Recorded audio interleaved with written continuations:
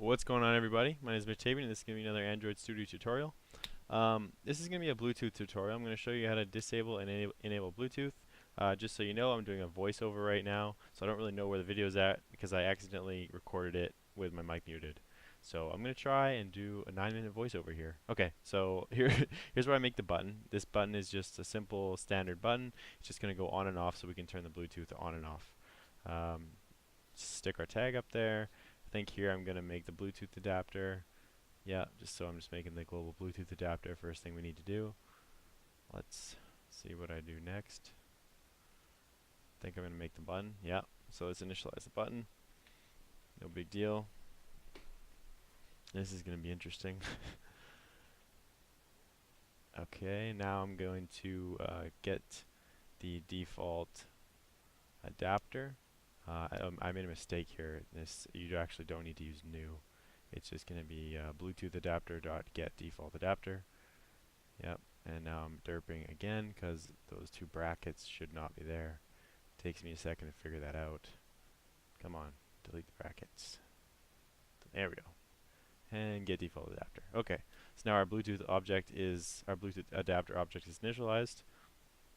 And I'm just reminding you here to stick in the permissions. You don't actually need all these permissions, you just need the two that I'm highlighting right here for this tutorial, but it doesn't hurt just to throw them all in, because in my later tutorials for Bluetooth you're going to need them. Here's the Bluetooth documentation, and I think I'm going to start writing the code now. Okay, so setting our on-click listener for the button, and we're just going to create one method in here. It's going to be enable disable Bluetooth. So like I said before, this is a simple application. Just going to click the button. If Bluetooth's off, it'll turn on. Click the button again. If Bluetooth is on, it will turn off. So now I'm creating that method here. Our enable disable Bluetooth method. And there's going to be three possible scenarios here. The first one, if Bluetooth adapter is null, so equals null, that means your device cannot use Bluetooth. So we're just going to log that. So it's not capable of using Bluetooth, basically. Our second scenario is if our Bluetooth adapter is not enabled, so it's currently not enabled, and you hit the button, you're going to want to enable it. So we'll stick our exclamation mark at the front there. So if it's not enabled, we're going to use an intent to enable it. We'll call it enable intent. It'll equal new intent Bluetooth adapter, and we're going to pass it action request enable, and then we start activity. So you can use start activity or start activity for result. I prefer to use broadcast receivers. I think they're just better for logging. They're just overall better and easier to see what you're doing with, so that's what I'm going to use. I'm going to show you how to do that right here.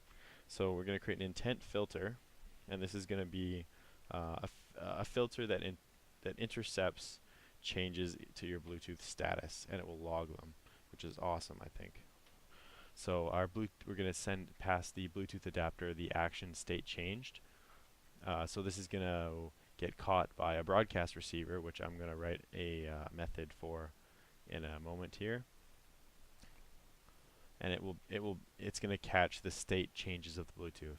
So like when we send it the action request enable, that's a state change, and the intent filter will catch, or sorry, the broadcast receiver will catch that state change and it will log it. Not sure what I'm saying at this point. I think I just said it all. Yeah, I'm just telling you what it does. Okay. So third situation is if the Bluetooth is already enabled, we're going to want to disable Bluetooth. So if Bluetooth adapter is enabled, we just call Bluetooth adapter dot disable. So Bluetooth adapter dot disable, nice and easy. And then we're also going to need an intent filter here to catch the state change once again. So we can just copy that same line and throw that in there. Cool. We're done. Now we're going to go grab the on checking my video. Maybe see if I was smart, I would have realized that the sound isn't on. Okay, so we're going to go grab our broadcast receiver template here. You can find it on the Android developer documentation for Bluetooth. Okay, here's our Bluetooth or our broadcast receiver template. Let's grab that because less typing is nice. And we'll just stick it up there. And there's a lot of stuff we can get rid of, so we're not listing any paired devices or anything, so we're going to get rid of that array adapter. We're not doing anything with Bluetooth devices at this point, so we're going to get rid of that Bluetooth device. And then also we're going to get rid of that Bluetooth device in, in the if statement there. So what we do need to put in the if statement is we need to catch that action state changed request that we sent with the intent and the activity inside of the method below. So if action equals Bluetooth adapter dot action state changed, then we're going to do some stuff. And if you saw there too, I changed the name to Bluetooth receiver 1. So yeah, here we go. We have our intent. I didn't stay there long enough to explain it. Oh well. So we're going to have a couple cases here. We're going to have define an integer that defines the state, and we're going to get that from the intent, which is passed as an extra through the start activity, or sorry, through the intent filter, the broadcast receiver. So we get that extra. That's just for the error, if there's an error. So now we're going to do a switch statement with the state. And there's going to be 4 possible cases for this. There's going to be state turning on, state turning off, and state off. So that's why this broadcast receiver is so powerful. It's awesome because it will catch every state change to the Bluetooth. So if I click that button, it's going to say, okay, state turning on. Once it's done turning on, it will say state on. Cool. If I click it again, it'll say state turning off, as if the state change is in progress. And then finally, it will say, okay, it's complete and the state is off. And I'll show you an example of that pretty soon here when I run it. And last thing we want to put is we want to insert our onDestroy method here, so that our broadcast receiver gets closed when the application is paused or destroyed. At this point, I think I'm going to run it. I think. Because we are done. Oh, I'm going to throw in some logs. That's smart. Can never have enough logs. Yeah, sure, let's throw one in there. That will tell us when we're clicking our button.